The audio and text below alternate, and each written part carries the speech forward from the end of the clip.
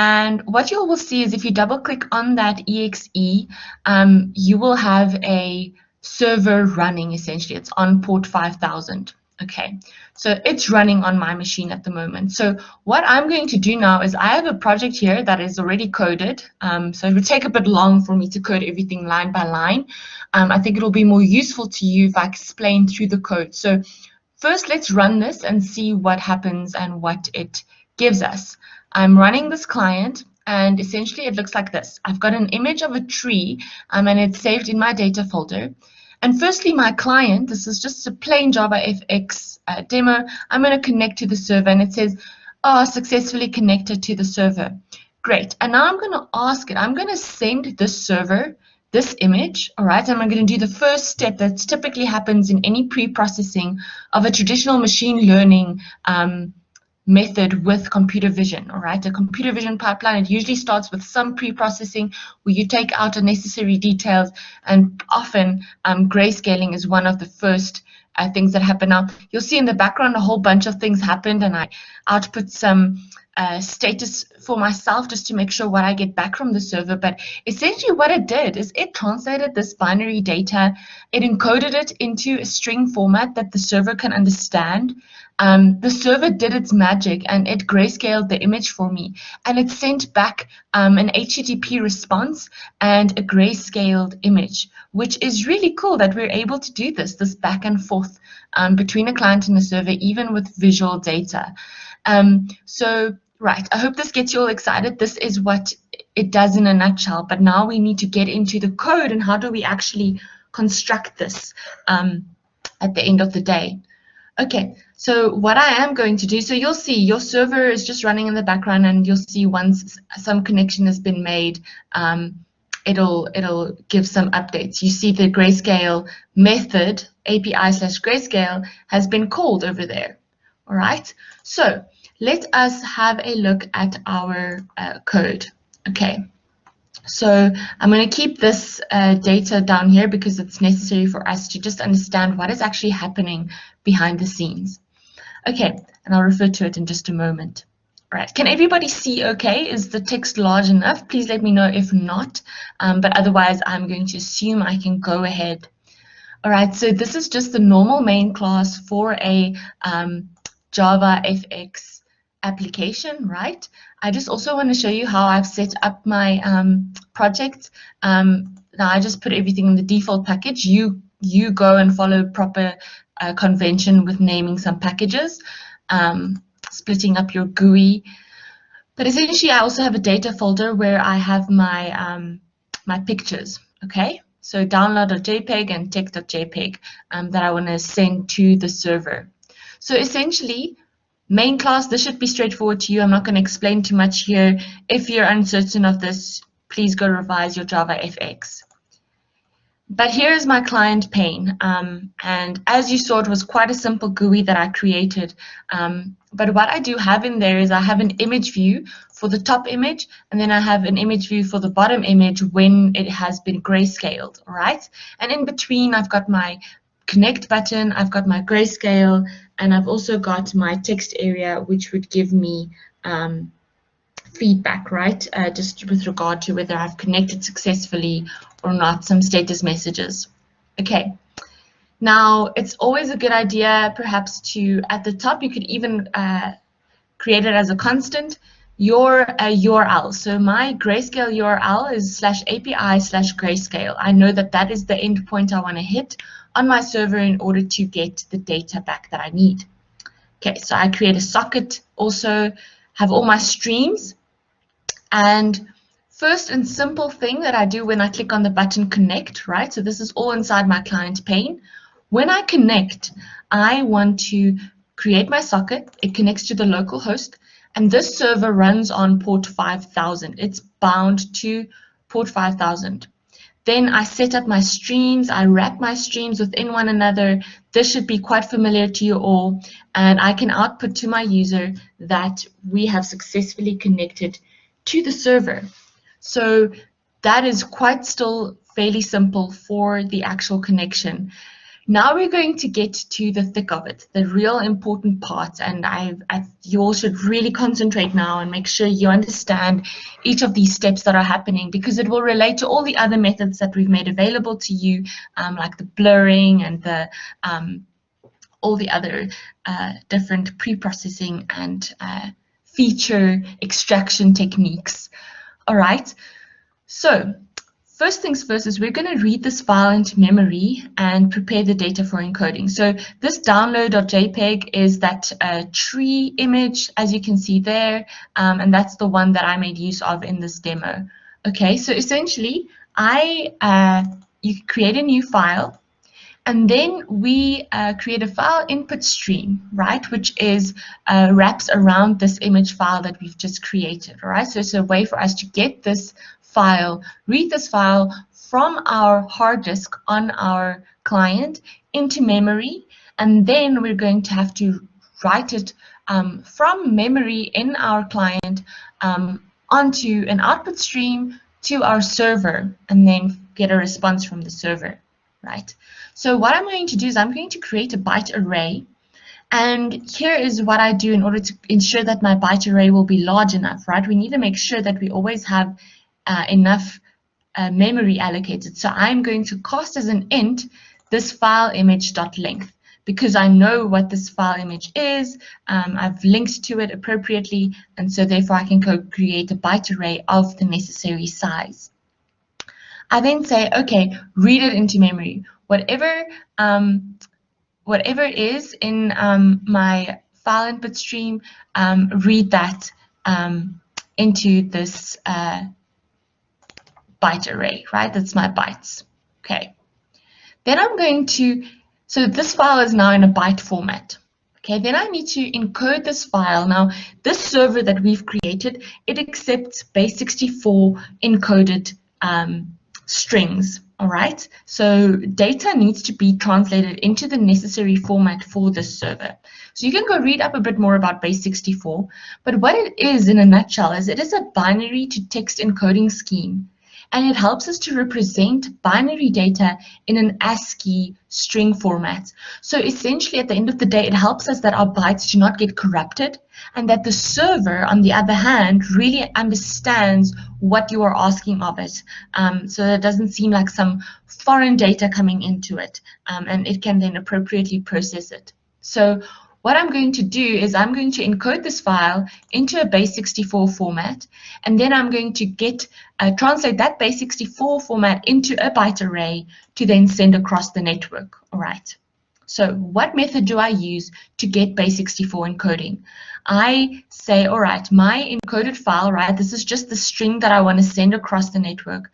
I create this string, it's a new string, and you then wrap that around the encoding methods, which will translate these bytes into a base64 version of the data. So you're going to say base64.getEncoder.encode to string these bytes. All right. And then the moment we have that, we're going to say, okay, now we've got it in an appropriate format. We need to now get it once again back into a byte format, this translated data. And so then I create a byte array, bytes to send. And I take this encoded file string and I say .get bytes, get the bytes version of this encoded data. Okay, if there are any questions so far, please ask them. Okay, but more clarity might be provided if you just hang on in there and hang tight, or make a note of any questions you have. Would be helpful to just get through the process quick. So then what we need to do is, okay, we have now got the data into the format that we want to send. So this image file, which, you know, binary data looks very strange. It's got foreign kinds of characters. If you've ever opened up a binary, if you open up an image in Notepad++, right, you'll see what it looks like. But now we get it into a more readable string format and then get those bytes. So now we construct our post request. We're using HTTP protocol, right? This is the protocol that the server understands that we're working with. So we need to send a post request with the data output stream. So what we do is you say data output stream.write. Now remember, a post request and you can go read up again about your HTTP protocol, but you indicate a post, that it's a post, you give it the URL, you indicate what the HTTP version is that you're making use of, and end off with the .getBytes method at the end there, because everything needs to be sent across in that format. So /r/n, very important at the end as well. Remember, this is the header data that is sent to a server for it to then properly unpack and understand what is coming into it, and then it can respond appropriately. So once again, we say the content type, that's a very important header flag, right? And we're saying, okay, it's an application or text is the data that's coming through. So we're sending it in the format of base 64, all right? And then you can use the getBytes method to translate all of that into bytes. Content length. If you leave this out, this has happened in the past, and you can pull out your hair out of your head if you forget to put content length. The server will not understand, but it doesn't know what the length is of the data, so it'll throw errors back at you. So you need to make sure that you give it the content length. And then you remember, it always ends off the header files with an empty line. And then we have the actual bytes that we want to send across. So this is our encoded file in byte version. You flush it, and then also at the end of a post request, you put an empty line, a carriage return, and a line feed. All right, then we can just let our user know that the post command has been sent. All right. Now, there might be a way to use the write byte method. You can go test if that works. I know for certain this approach works. All right, so receiving a response. Now we need to receive a response from our server. So we're basically going to read, after our request is sent, we need to receive a response from the server. So what happens here is I'm going to just create two variables for the response, and the line variable is actually for me to just concatenate data as I receive it in line by line from my server. Okay, so what I'm going to do now, before I actually explain all of this code, I'm just going to show you what the response was that I got back, and I did print it out. So this is what came back from the server. Okay, it's the header files. You can see it's the HTTP version, a 200 code, okay. It gives us back what the content type is, the content length, what is the server's name, and the date that this request was actually made, 3rd of September. Okay. Then it's followed by an empty line, and then the data actually follows, and it sends the data back in this almost JSON format. Okay, and you'll just this first long line. Okay, this is what we received back from our server, right? This is the encoded version of the image in grayscale. Okay, it's very, very long, but that's all on one line, as you can see, right at till the end where there's a bracket that ends it. That's what the data looks like. Okay, but what we are interested in is not this image colon B and a quotation mark. Here is the image. The image starts from that /. Okay, so we need to find a way to extract our image data once we've received it, and you'll see I just printed it out over there. That is it. Okay, so let's go and receive the response. So I have two while loops you'll see here. The first while loop will check while there's not an empty line. We first need to receive the header response text first. So first text that we receive is this, and we can just print it out and get it into memory, right? So while not, the line is assigned the value of the buffered reader.read line while it is not equal to an empty line. So while there's not an empty line, right, keep reading. So the moment it hits an empty line, we know, okay, there's no more content, and we've finished with the header values. And so I will then print out the response. Okay, so I'm just concatenating to this response the line and the /n. Okay, then I'm creating a separate string for my image data. Right, so now I'm going to say, okay, while the line is not equal to null, right, as we can keep on reading. It's assigned the value of buffered reader, continue reading. It's not equal to null. We're adding to the image data whatever is read into the line value. And then we can print out the image data, which was what I printed out over here. Okay. Now, very, very important. We need to now do the opposite and do some decoding, basically. But I first want to show you how I extracted this image data from this whole bracket story. So I had to use a substring method. So Java has nice substring method. You can use any other mechanism if you want to use regular expressions. Remember that from first semester. You can go ahead and use that. But basically, you want to smartly extract the image data. So base64 string, I said it's your image data.substring. Now, substring gives me the value of from the starting index up until just before the ending, right? So I'm going to say image data dot index of. All right. Now with Java, you need to use an escape character if you want to tell it, hey, go get me the index of that quotation mark. Because if we know what the index of that quotation mark is, we know we just need to go one index more, and then we're at our image data, right? And at the end, we want to go up right up until just before that bracket at the end. So if we go right up until the end, we want to go to before the quotation mark over there, and so right up until that equals equals. And that is what this method will do for us. It will essentially go, it doesn't include that last index, right? So it will go right up until just before that that quotation mark over there.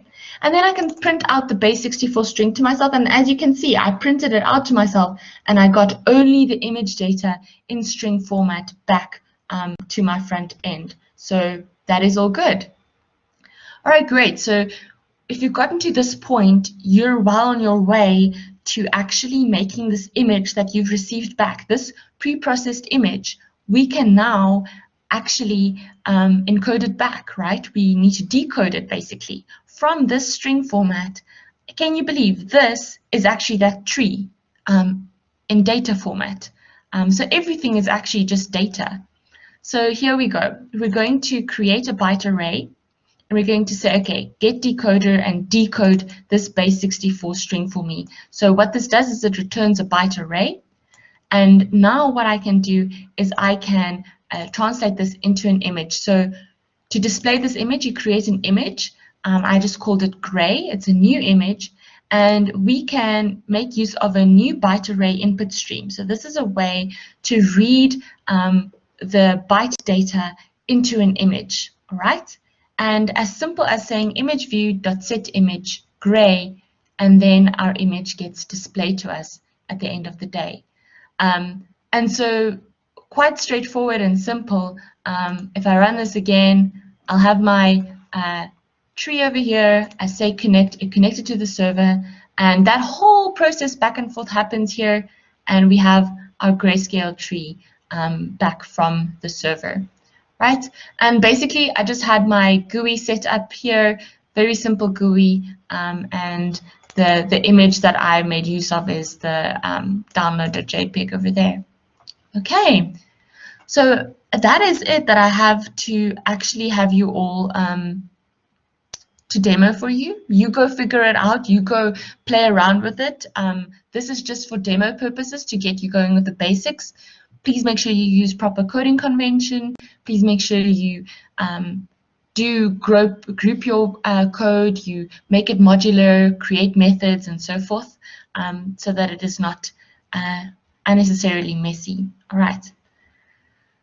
So, Germani, you're asking, once we receive the image back from the server, do we just display it to the user, or do we have to use the final modified image in some way and not only display it? You just displayed it on the GUI, and that was it. Yes, you are not, okay, I did that for demo purposes, LM Germani. You need to go and build a whole application. from this. This is just introductory and the basics of what you're going to need to go ahead. You need to take it further. Look, a bare minimum would be you utilizing at least a certain amount of pre-processing methods. I'd say at least 3 or 4, and showing us at least 2 or so of the feature extraction methods, and indicating to us how it's solving a particular problem, right? So, but to get really good marks, you take it a step further. To get bonus marks, you take it a step further, and you go read up a bit more, and you implement some machine learning, or you can use some external libraries to get this to actually build an object recognizer that was in the assignment, all right? Or you can go and the sky is honestly the limit. And so, yeah, if you just give me back what I've just demoed, you're not going to get very good marks, okay? So it's going to be dependent on whether you want to display each and everything that you have processed, or if you want to do some processing, keep that data in the background, and then only show the final results. It's going to depend on the problem that you are addressing. Okay, I hope that makes sense, Germani, and I hope this was helpful to all. Okay, I'm going to leave the floor open for a couple more minutes for questions, anything at all. But other than that, everyone, you all should go and enjoy your recess.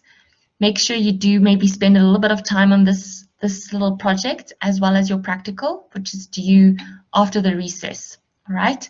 And also, there will be no Saturday tutorial this weekend, but there will be a revision session on Tuesday with Mr. Mohabir. On Tuesday at 10:30, there will be an announcement on Eve if you wish to attend that. Okay, so I see there's a request for me to just go over line 79 and 79 and 80. All right, sure. What we're doing here is we are basically encoding our binary image, right? So it comes into the format of bytes, right? We've just read our raw image into a byte array, and it looks probably like something foreign. Let me actually show you all an example of that. Can't find one now. All right, but essentially, this is just the image in its rawest format at the start here. It's important for you to understand the background of this. What we need to do is we need to convert this binary data into a text format, because the server only understands base 64 string formats. So what we're going to do is we're going to say, okay, this is a string, right? String encoded file. It is a new string, and we are actually taking the data from my that have been read, these bytes, and I am encoding it into a string. But this particular type of string that I'm encoding it into is a base 64 type string. All right. Then what I'm going to do is I'm going to, once I've got that string format, I'm going to convert it into a byte array again to send it across. So this is a different version or type of byte array from the original one. All right. And so I hope that makes a bit more sense. That is basically base 64 in a nutshell. If it doesn't make sense to you that much, go read up a bit about base 64. It's quite interesting. Okay. Any other questions?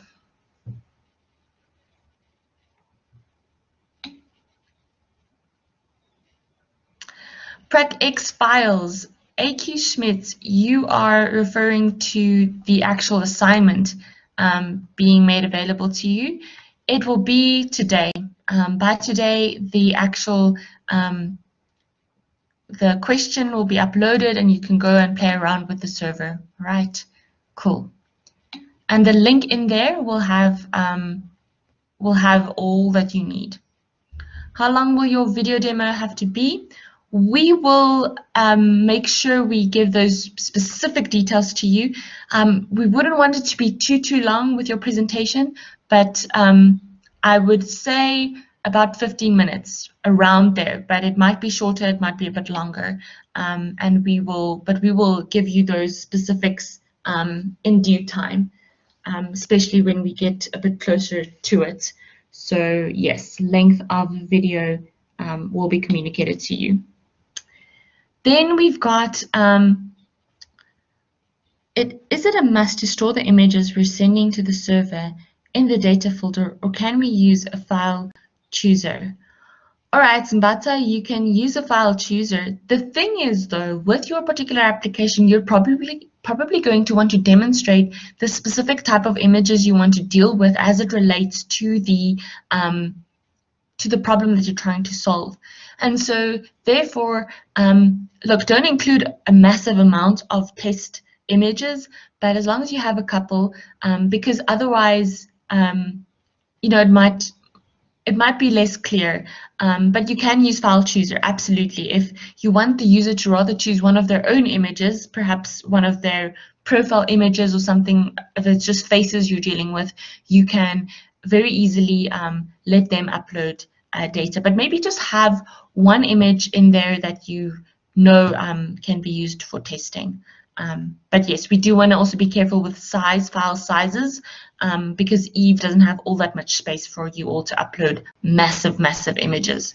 So do be careful. I might put some restrictions on that, and I'll let you all know about that. So yes, video length specifications as well as the file size specifications will be sent to you. Yes, if not today, by the end of the recess. Okay, any other questions from any of you? Any questions, concerns, or problems?